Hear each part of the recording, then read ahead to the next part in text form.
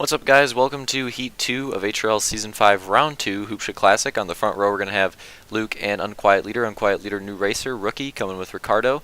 Next row, we're going to have Real Deal and Camby, some veterans, kind of the opposite of Unquiet. And then in the final row, Hunter Unit and Jake Speed. Here we go, get ready for the start, and we're green. Remember, as soon as they hit the line, that is always when they're going to hit the throttle to get going and start the race. Looks like we might have a battle for second already. Hunter and Real Deal pretty close. Meanwhile, the back of the field getting shooken up a little bit. We got Camby right now in fourth. It looks like Unquiet's fallen all the way to fifth. Jake Speed in sixth, probably looking to try to work a position on Unquiet. And then we got Hunter trying to make this pass work on Real Deal, and he gets a little loose. Basically spins out right there, recovers right in front of Unquiet. Luckily for Hunter, that's right in the semi-transfer spot. We'll have to see if he can hold on to that, but that's definitely very lucky for Hunter to pull right back out in front of that semi-transfer spot. I mean, that could have been pretty bad if he had to actually pass those guys up and work for it. Obviously, being in a position where all you have to do is defend is easier. Meanwhile, that's going to shoot Camby up to third place. Obviously, Real Deal is going to be in second now, and Luke's still going to hold on to the lead.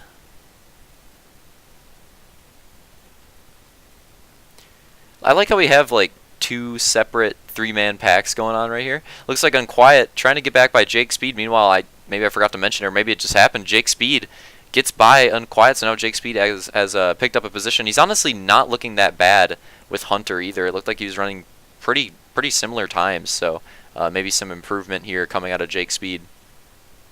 See Camby running an interesting line. Wow, he's got some exit speed, man. Very interesting. He's actually entering the bull turn very wide, and then I'll try to explain it if he does it this time.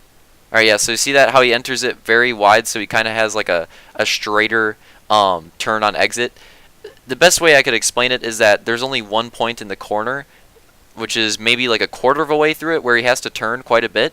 But then after that, he has to turn not that much. There's not that much turning left to do because he has more of a straight line on exit than Real Deal does. That's kind of the best way I can explain it. And so far, it looks like it's working out. Honestly, it looks like he has some speed on Real Deal. Let's see if he does it. Yep. Camby's going to go for that line again, and you see Real Deal just has plenty of entry speed, but the exit tends to be where Camby just gains all that back. That time, though, Camby maybe he just didn't turn as well as he has the previous times. Real Deal gained a little bit on entry and was able to hold the same line on exit. Now this time, Camby doing it a little bit differently. He's turning a little bit harder early in the corner, but he's not turning as much on the exit, so he's still just trying to gain little bits of speed by the way he's turning through this bull turn. You see, that's the main difference between their lines right there. You see, Camby actually gained a ton right there, but had to hit the back of Real Deal. Real Deal was going super ham, trying to hold that inside, trying to hit that rut, going as far inside as possible, and he was putting so much pressure on the tires of the Goose, on the turning ability of the Goose.